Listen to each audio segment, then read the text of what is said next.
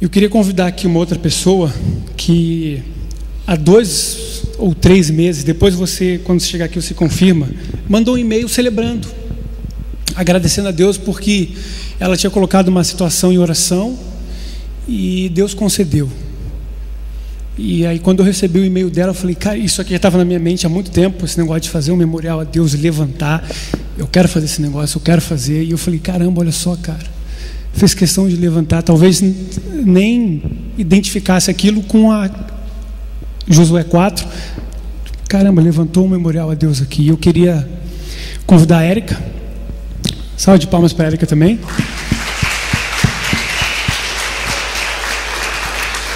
Eu já fui edificado com o e-mail que ela mandou, me identifiquei também com o e-mail que ela mandou, as lutas diárias, né, as provações. Eu queria que ela compartilhasse um pouquinho com vocês. Olá, galera, meu nome é Érica. Oi, galera. Como o Júnior falou, eu mandei esse e-mail janeiro mais ou menos, eu mandei o e-mail falando de uma bênção aparentemente pequena, mas era uma bênção que estava incomodando meu coração.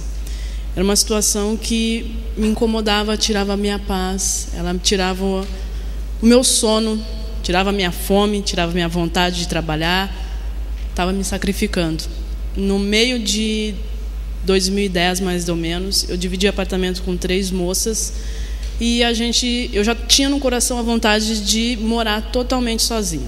Eu queria morar totalmente sozinha, não queria morar com ninguém, eu queria chegar no meu canto e do jeito que ele tivesse quando eu saí de manhã, quando eu voltasse, ele estava igual.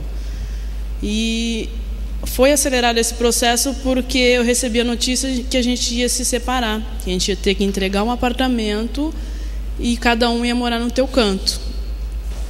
Foi um processo complicado porque 2010 foi um ano muito difícil para mim.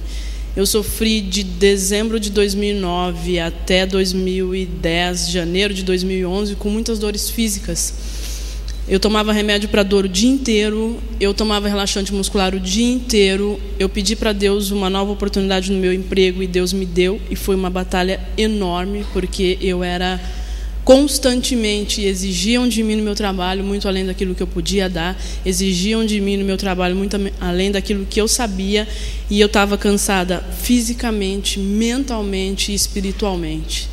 E nesse mesmo ano de 2010 eu ainda fiz a gentileza de me apaixonar por uma pessoa não cristã, um homem de coração muito bom, mas que não aceitava, não conhecia Jesus, achava que Jesus não era o Filho de Deus, achava que Jesus era simplesmente um homem que fez muitas coisas e foi assassinado por os crimes que cometeu. E eu não podia, como a gente cantou aqui, eu não podia negar a minha fé para poder ficar com essa pessoa.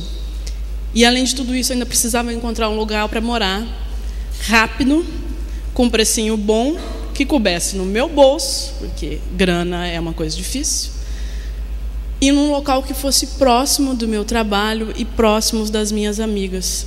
Porque eu tenho uma tendência, eu falo muito aqui com a galera, eu estou sempre conversando, todo mundo me conhece, mas eu adoro ficar sozinha. Eu adoro não conversar com ninguém. E vir aqui conversar é um esforço diário, porque é uma luta diária minha, do meu ser humano, das minhas fraquezas. E eu chego em casa, eu não gosto de conversar, eu não gosto de ouvir barulho, eu gosto de ficar bem quietinha. E eu corria atrás, eu olhava nos jornais, eu não encontrava nada, eu olhava uma coisa, eu olhava outra, era tudo minúsculo com um preço enorme e sempre tudo muito longe. E eu corria atrás, estava muito cansada fisicamente. Dezembro chegou as minhas férias e eu não encontrava nada, mas minto. Antes disso, eu encontrei um lugar, eu olhei no jornal, mais ou menos novembro, metade de novembro, mais ou menos, um pouco antes das minhas férias, eu olhei no jornal um JK, não falava valor, não falava nada, só tinha o nome da imobiliária. Eu fui lá e quando eu peguei a chave e fui no local, eu descobri que o local era o mesmo prédio da minha amiga Larissa, que todo mundo aqui conhece. Falei, perfeito, o mesmo prédio da Larissa, acho que 5 minutos do meu trabalho. Falei, vai ser esse. Entrei lá, ele é branquinho, bonitinho, arrumadinho. Falei, ai Senhor, achei o meu cantinho, bem baratinho. Tá, beleza, fui correndo para a imobiliária. Só que quando eu cheguei lá, eles só aceitavam o fiador de dentro do estado do Rio Grande do Sul. E eu não tinha ninguém, a não ser a Larissa. Comentando com a Larissa, ela falou que ia ver se podia me ajudar e ela ia orar para Deus para ver se realmente era da vontade dele.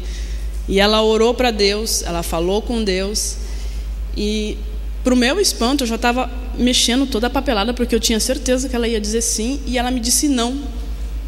Ela disse que tinha orado a Deus, que tinha se sentido incomodada e que ela não poderia ser minha fiadora.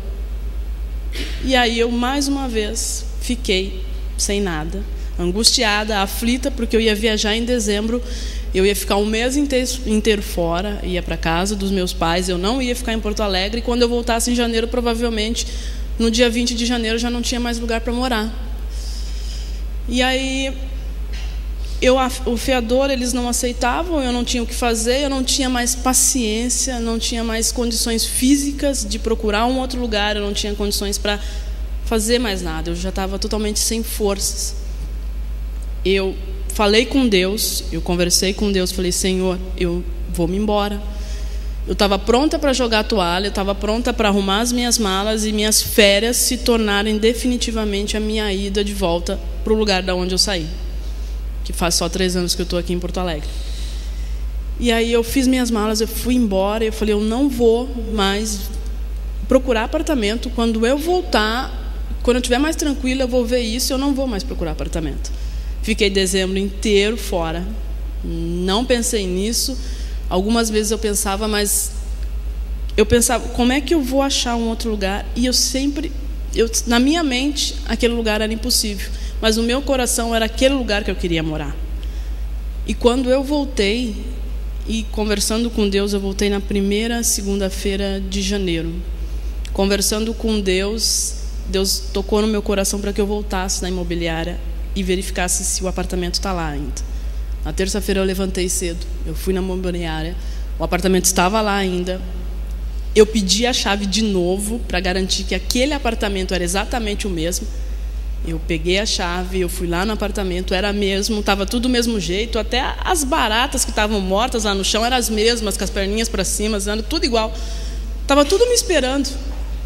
E eu tirei meu sapato, eu lembrei de uma escritura, e eu tirei meu sapato, eu botei meus pés no chão e eu orei com o Senhor. Senhor, eu vou voltar lá e eu vou falar com eles e que seja a tua vontade. Eu não tenho fiador, eu não tenho ninguém para fazer isso para mim, tem que ser eu e eu. Aí eu voltei lá, falei com eles e eles prontamente aceitaram. Não fizeram uma contraprova, eles não fizeram nada assim que pudesse, não quero, não dá, não tem como. Eu fiz a proposta e eles aceitaram a proposta de primeira. Eu fiz toda a papelada, eu fiz tudo certinho. E no dia 20 de janeiro eu me mudei para esse local. Esse local separado para mim, porque até eu coloquei no e-mail assim, que estava no jornal, qualquer pessoa podia ver, mas parece que a cidade inteira ficou cega. Ninguém viu. Era para mim, era exclusivamente para mim, naquele momento. E hoje eu moro a 5 minutos do meu trabalho, no mesmo prédio de uma amiga muito querida minha. Eu não tenho como ficar sozinha, eu não tenho como escapar, eu não tenho como viver no meu egoísmo, num precinho bem bacana, que cabe no meu bolso e com a bênção de Deus. Porque é hoje o menor lugar que eu já morei na minha vida, mas é o maior lugar onde eu sirvo o Senhor. Ali eu oro, ali eu choro. Quando o Júnior me ligou, falou meu nome inteiro no telefone, eu falei assim, meu Deus, quem é que eu estou devendo? Falou meu nome inteiro. E na noite anterior, eu tinha chorado muito,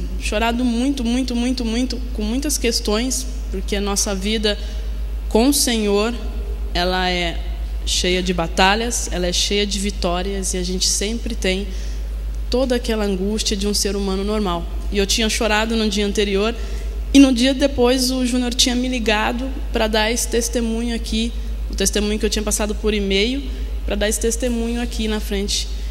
E naquele momento eu senti assim de Deus, por mais que você chore, por mais que você sofra, você sempre vai louvar e adorar o meu nome. E eu não tinha como recusar esse convite de estar aqui falando com vocês. E quando eu estava escrevendo esse e-mail, que eu mandei para uma galera que está aqui, Deus fez me lembrar de uma conversa que eu tive com Ele em 2006, mais ou menos. Eu não lembrava mais disso. Naquela ocasião, eu tinha orado ao Senhor e pedido para Ele que, se possível, eu gostaria de morar totalmente sozinha antes de me casar. Eu ainda não me casei e hoje eu moro sozinha. Deus lembrava daquela conversa. Eu não lembrava mais, mas Deus lembrava daquela conversa. É mais uma prova do que Deus sonda o nosso coração, do que Deus cuida das nossas prioridades, e Ele sabe o que é melhor para a gente.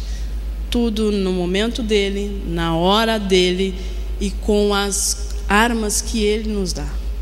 Hoje eu louvo a Deus aqui nesse momento junto com vocês, porque o Senhor, Ele é maravilhoso. Ele é muito doce e Ele sempre nos ensina. Ele me abençoou na parte material, mas ao mesmo tempo Ele me ensinou a ter paciência, me ensinou a ter perseverança e me ensinou a confiar totalmente nele. E só quando Ele quiser, as coisas vão acontecer. E esse era um pedacinho pequenininho que eu queria compartilhar com vocês, porque se eu for compartilhar o resto, nós vamos ficar aqui a noite toda. Obrigada.